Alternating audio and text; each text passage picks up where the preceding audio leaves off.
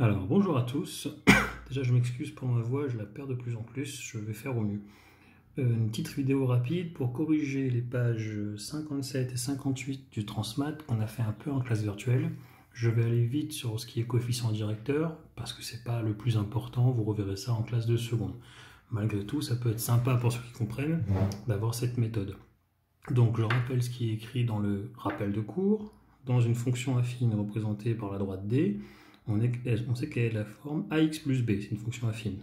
Dans cette forme-là, on dit que A est le coefficient directeur, c'est lui qui dirige la droite concrètement, et B est l'ordonnée à l'origine de la droite D. Qu'est-ce que ça veut dire? Ordonnée à l'origine, ça veut dire que je me place à l'origine, le point 0, 0, et je vais lire son ordonnée. On a vu ensemble que pour une fonction affine, f de 0, c'est le petit b. Donc l'ordonnée à l'origine, donc l'origine, son ordonnée, c'est b. C'est pour ça qu'on appelle b l'ordonnée à l'origine. C'est du vocabulaire que vous reverrez en classe de seconde. Donc très rapidement, je corrige un exercice de cette page et vous verrez ensuite comment on peut s'en sortir. Alors, directement, l'exercice 5 qui est là, vous l'avez sous les yeux. L'exercice 5, je lis rapidement l'énoncé. Alors, l'exercice 5, donc nous avons, qu'est-ce que nous avons? Nous avons une droite D qui est pour une fonction affine f, telle que la forme ax plus b. Donc en gros, vous avez vu, on ne donne ni le a ni le petit b. Alors, c'est pas l'ordre des questions, mais moi, dans ce genre d'exercice, le premier réflexe que je donne, c'est on doit trouver le petit a et le petit b. En fait, le petit b, il se trouve extrêmement facilement. Donc je vais commencer par la question petit b, avant la question petit a, parce que c'est plus simple. Comment je trouve le petit b? C'est extrêmement simple. Le petit b, c'est l'ordonnée à l'origine. Donc je me place à l'origine et je vais lire sur le graphique l'ordonnée. L'image de 0, c'est 1. Donc ici, tout de suite, je peux dire que le petit b sera égal à 1. Donc ici, j'écris mon petit b égale 1. D'accord? Donc j'écrirai la forme de f de x après. Pour écrire la forme de f de x, j'ai besoin... Je vais écrire b comme ça, c'est plus joli. Ouais, bof. Je vais essayer de trouver le petit a. Et comment je fais? Il y aura encore la technique qui est de je calcule l'image d'un point, je fais une équation, etc. Je peux m'en sortir, mais je vais essayer de trouver grâce au ce qu'on a appelé le coefficient directeur. Le petit a, c'est le coefficient directeur. Autrement dit, dans le cours, ils ont dit de combien augmente l'ordonnée lorsque j'augmente de 1 l'abscisse. Donc je pars de 0, je pars du point A, on va jusqu'au point B, on verra après. Mais en gros, qu'est-ce que je constate grâce au schéma qui est là?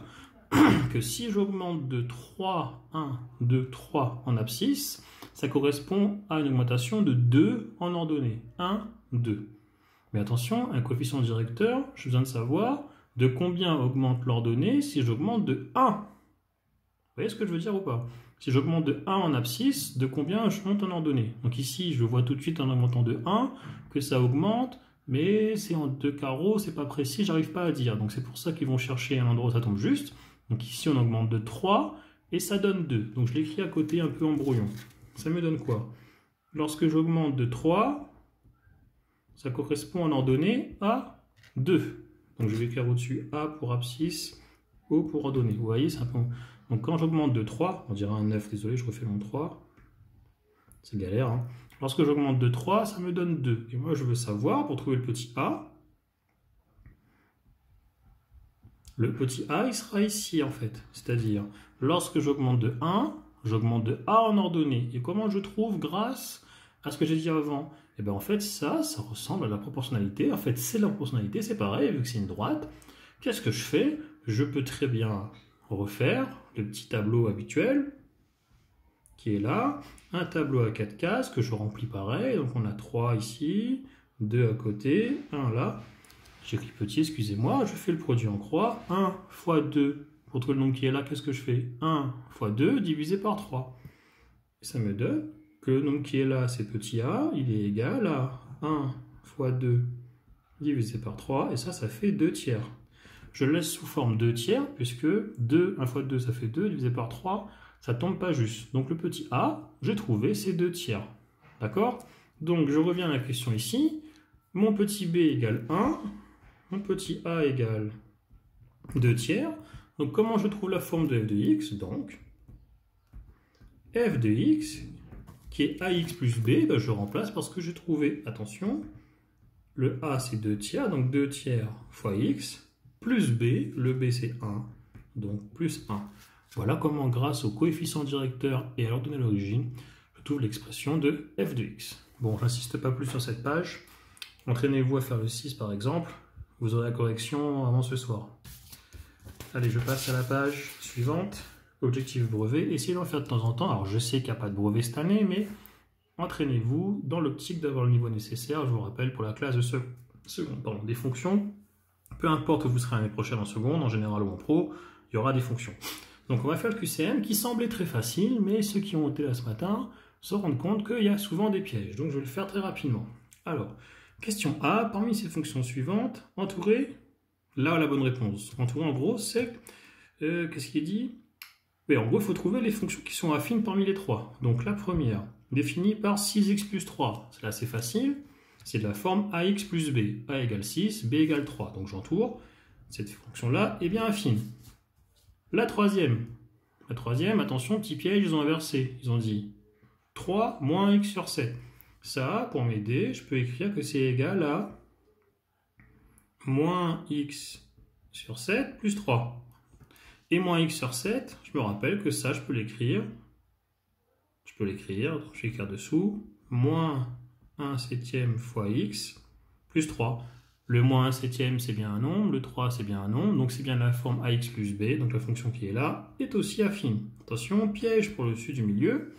On nous donne g de x égale 5x. On va dire, bah non, elle n'est pas affine parce qu'elle est linéaire. Attention, on l'a vu dans le cours, la fonction est effectivement linéaire, mais attention, de la forme a fois x. Mais je peux rajouter ici, on n'y pense jamais, plus 0. Et là, ça me donne a fois x plus b. Le a égale 5 et le b égale 0. Donc cette fonction est également une fonction affine. Donc, je ne vais pas tous les faire, mais on va faire le petit E où il y avait un piège. Donc je termine rapidement là-dessus. Le petit E où il y avait un piège. Donc, dans un repère, donc abscisse ordonnée, on a une fonction f, on vous dit qu'elle est affine, non, elle est h, c'est la fonction h, pardon. La fonction h est affine, définie, on vous dit 8x moins 20. Donc tout de suite dans ma tête, avant de regarder la suite, le petit a c'est 8, le petit b c'est moins 20. D'accord? On peut affirmer que, en gros, parmi les trois choses qui sont là, lesquelles sont vraies? Je commence par la première. Le point M de coordonnées 75, 580 est un point de D. On a vu ça en cours. M, c'est un point de D si l'image de 75, c'est 580. Mais qu'est-ce que je calcule? Je calcule l'image 75. Donc, je remplace x par 75. Ça me fait 8 fois 75. Ça fait 600. Vérifiez. 600 moins 20, 580. Ah, on tombe sur 580. Donc, ça marche. Donc, M est bien un point de la droite D. Donc, j'entoure. Le deuxième. Ou plutôt le troisième d'abord. L'ordonnée à l'origine est moins 20. Tape, ça se fait en 2 secondes. L'ordonnée à l'origine, je vous rappelle du cours qu'on vient de voir, c'est le petit b. Je reviens à la forme de la fonction. Ici, mon petit b, c'est moins 20. Moins 20. Ah bah c'est vrai. J'entoure. Dernière question. Ah, il y a plein de pièges là ce matin, on s'est fait avoir sur celui-là. Est-ce que le point A, est-ce que la droite D coupe l'axe des ordonnées, donc l'axe vertical, au point de coordonnées A, enfin 2,50. Donc je fais rapidement dessous à peu près, hein. Je trace mon graphique, je vais mettre ce point à peu près. Donc le point A de coordonnées 2,5, 1 c'est ici, 2 c'est là, 3 c'est là, 2,5 c'est là, et attention, ordonnée 0, donc je suis ici, le point A pardon, est là. Et donc le point A, est-ce qu'il est sur l'axe des ordonnées? Non. Donc la droite D qui représentera la fonction H, même si elle passe par A, elle ne le coupe pas sur l'axe des ordonnées. Donc la réponse est faux. D'ailleurs la droite D elle passe par le point A. Parce que si je remplace dans la fonction h x par 2,5, h de 2,5, je reviens ici, tac, moins 8 fois 2,5, 8 fois 2, moins 2,5, pardon, 8 fois 2,5, oh là, ça fait 20, moins 20 égale 0. Donc le point A est bien sur la droite D, mais comme il n'est pas sur l'axe des ordonnées, le deuxième est faux. C'était le piège. Quand on voit ça, on a envie de tester que le point A est sur la droite. On fait le test, on se rend compte que oui, il est sur la droite D, mais attention, il n'est pas sur l'ordonnée, donc ça ne marche pas. Et je termine rapidement par le tableur. Vous regarderez, un tableur c'est super, ça fait plein de calculs à notre place. Première ligne, la ligne des x, deuxième ligne, les f de x. Attention, n'oubliez pas un tableur, il y a des cellules, là en surbrillance, il y a la cellule C2 par exemple. C, donc C2. En colonne les lettres, en ligne les numéros. Donc, qu'est-ce qu'on a ici? Les x, ici f de x, les images. Donc, on veut l'image de moins 1, il suffit de chercher où il y a moins 1 ici. Ah, c'est la colonne D. Et l'image de moins 1, ça va être 12. Bim, très facile. Antécédent de moins 3, je cherche où il y a moins 3 sur les images et je regarde ce qu'il y avait avant. Ah, moins 3, c'est la colonne G. Donc, je remonte, qu'est-ce qu'il y avait avant? Antécédent de moins 3, 2. Attention, ça c'était plus dur.